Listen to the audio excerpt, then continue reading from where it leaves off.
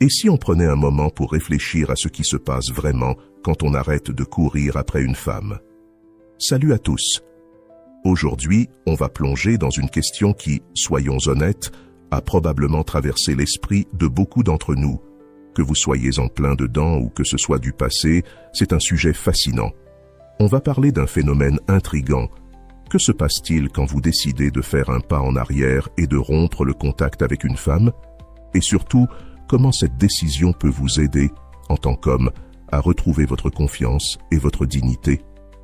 Dans cette vidéo, on va explorer les réactions typiques des femmes face à cette situation, comment leurs émotions et comportements peuvent évoluer, et petite surprise, on va intégrer les enseignements du stoïcisme pour donner une dimension plus profonde à tout ça.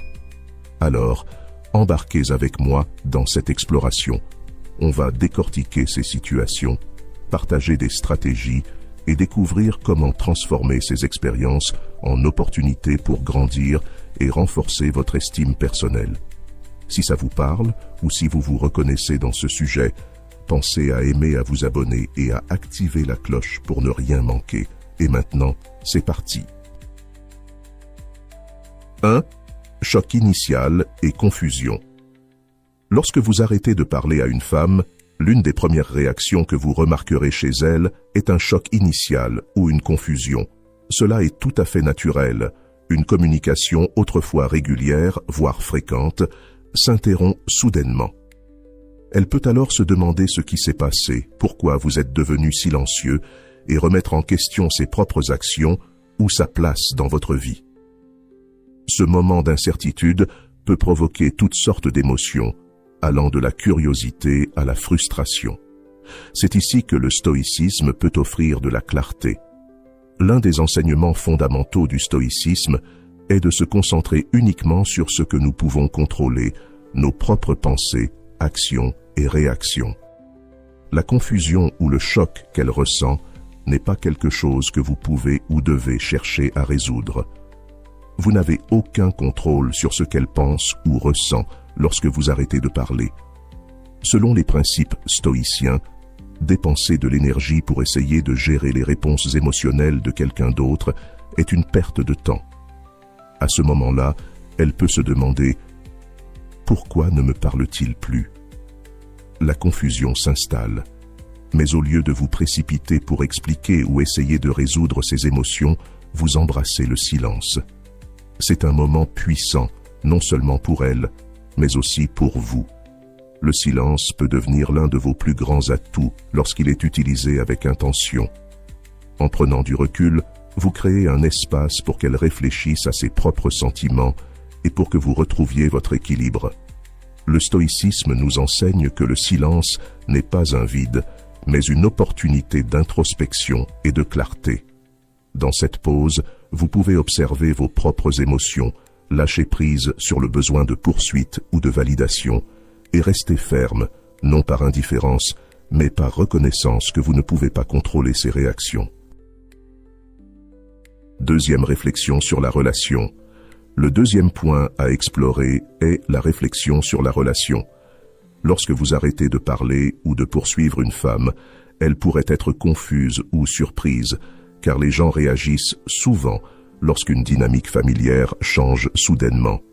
Dans son esprit, elle pourrait rejouer les événements, conversations et interactions pour essayer de comprendre ce qui a causé ce changement. Cette période est marquée par une réflexion de sa part, se demander ce qui a mal tourné, questionner son rôle dans la situation et envisager si elle a fait quelque chose pour provoquer ce silence. Imaginez que vous lui envoyez constamment des messages, que vous initiez toujours les plans et cherchiez sans cesse son attention. Lorsque vous arrêtez ce comportement, il est probable qu'elle le remarque.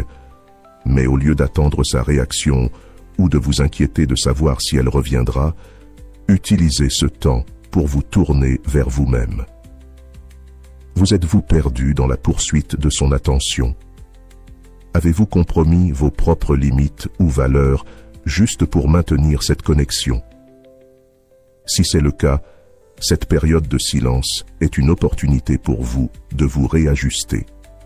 La réflexion personnelle, dans le stoïcisme, consiste à reconnaître où vous avez pu vous éloigner de votre véritable essence et à décider comment vous pouvez grandir à partir de cette expérience.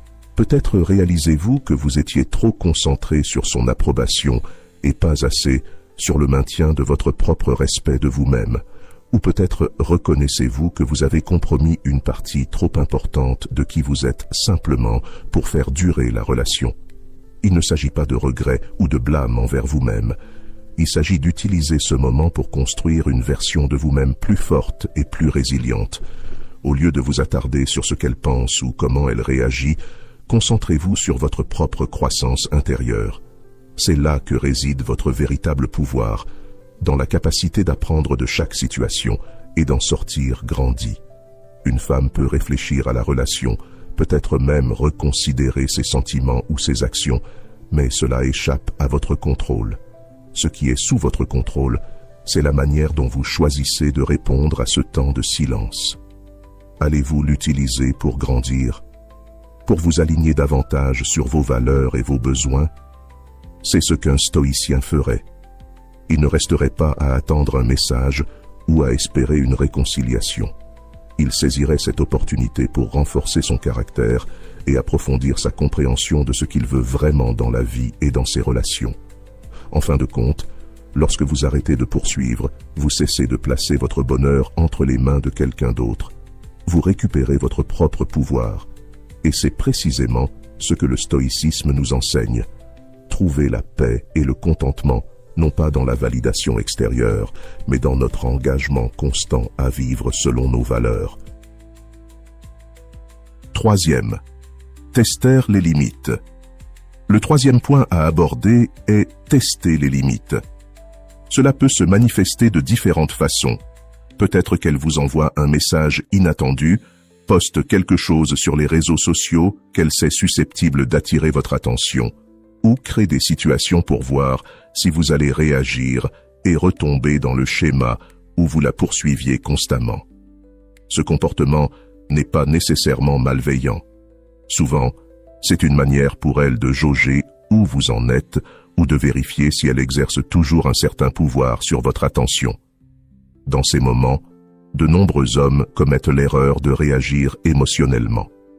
Ils ressentent une poussée soudaine de peur de la perdre pour de bon, peur qu'elle passe à autre chose, ou peur que leur silence ait eu l'effet inverse de celui espéré. Sous l'effet de cette peur, ils réagissent rapidement. Ils répondent immédiatement à son message ou tombent dans le piège qu'elle a tendu, reprenant la poursuite là où il l'avait arrêtée. Mais voici le problème. En agissant ainsi, vous n'agissez pas à partir d'une position de force, mais d'insécurité. C'est ici que le stoïcisme prend toute son importance. Un homme stoïcien comprend que sa force vient de l'intérieur. Il est ancré dans ses principes et reste inébranlable face aux caprices des autres. Lorsqu'une femme teste vos limites, après que vous avez cessé de la poursuivre, elle cherche souvent à vérifier si elle peut encore influencer votre comportement. Mais un homme stoïcien reste ferme. Il sait que ce qui est sous son contrôle, ce sont ses propres actions, émotions et pensées. La manière dont elle se comporte, ce qu'elle pense, et si elle reste ou s'en va, tout cela est en dehors de son contrôle, et cela lui convient parfaitement. Par exemple, une femme que vous avez cessé de poursuivre vous envoie un message après plusieurs jours de silence. Elle peut le faire pour voir si vous allez immédiatement replonger dans la conversation. Au lieu de réagir précipitamment par excitation ou par peur de la perdre, un homme stoïcien prend une pause. Il réfléchit à savoir si répondre correspond à ses valeurs et à ses objectifs. Peut-être choisissez-vous de répondre, mais de manière calme, mesurée, et non motivée par un besoin de plaire ou de l'impressionner. Ou peut-être décidez-vous de ne pas répondre du tout, en réalisant que vous engager dans ce moment précis ne sert pas vos intérêts. Dans tous les cas, votre réaction ou votre absence de réaction vient d'une position de force intérieure et non d'une impulsion émotionnelle. Il est facile de trébucher ici, car nous sommes conditionnés à penser que courir après son attention finira par la séduire. Mais ce qui arrive souvent, c'est qu'en la poursuivant constamment, vous perdez votre respect de vous-même et votre pouvoir. En maintenant vos limites, vous envoyez un message puissant. Vous montrez à elle, et, plus important encore, à vous-même que votre estime de soi ne dépend pas de ses réactions ou de son approbation. 4. Quand elle reprend contact. Vous avez arrêté de la poursuivre. Plus de messages nocturnes, plus de projets pour se voir, plus de tentatives pour la contacter. Le silence. Puis, un jour, elle reprend contact. Peut-être par curiosité, peut-être parce que l'attention lui manque, ou encore parce qu'une part d'elle se demande pourquoi vous vous êtes soudain éloigné. Mais voici la question clé. Que faites-vous lorsqu'elle reprend contact? Vous précipitez-vous, enthousiaste à l'idée de reprendre là où vous vous étiez arrêté, ou prenez-vous un moment pour réfléchir? Le stoïcisme nous enseigne à ne pas agir sous l'impulsion ou sous l'emprise de nos émotions, mais à répondre avec raison et intention. Lorsqu'elle reprend contact, ne laissez pas vos sentiments immédiats prendre le dessus. Oui, vous pourriez ressentir de l'excitation ou même de l'espoir à l'idée de raviver la connexion. Mais le stoïcisme nous rappelle quelque chose de crucial. Vous êtes maître de votre réponse, pas d'elle. Au lieu de répondre instantanément ou de laisser son message vous déstabiliser, prenez un moment, respirez. Réfléchissez à ce qui motive réellement son message et, plus important encore, à la manière dont vous souhaitez répondre. Un homme stoïque agit toujours avec intention. Il ne cherche ni validation extérieure, ni à regagner quelque chose qu'il aurait perdu. Il cherche la clarté dans ses propres actions et intentions. Par exemple, si elle vous envoie un message simple comme « Salut, ça fait un moment, comment vas-tu ?» L'ancien vous aurait pu voir cela comme une invitation à reprendre la conversation et à raviver ce qui vous manquait. Mais maintenant, guidé par les principes stoïciens, vous répondez calmement, sans aucune trace de désespoir. « Je vais bien, merci. J'espère que toi aussi. » Une réponse courte, respectueuse et posée.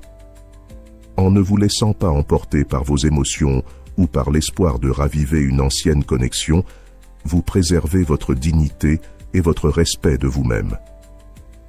Le stoïcisme enseigne de se concentrer sur ce que nous pouvons contrôler, nos réactions, nos pensées et nos actions. Vous ne pouvez pas contrôler les raisons pour lesquelles elle reprend contact. Vous ne pouvez pas non plus contrôler ce qu'elle espère retirer de la conversation. Mais vous pouvez contrôler la manière dont vous choisissez de répondre. Et cette réponse doit toujours refléter votre force intérieure et non un attachement persistant ou un besoin d'approbation de sa part. J'espère que ce message t'a été utile. Si tu as aimé la vidéo, je te serai reconnaissant de laisser un j'aime et de t'abonner. Si tu te retrouves sans mots, écris simplement « Je reprends le contrôle » pour montrer que tu fais partie de la minorité qui a suivi la vidéo jusqu'à la fin. Merci beaucoup pour ton attention et à la prochaine.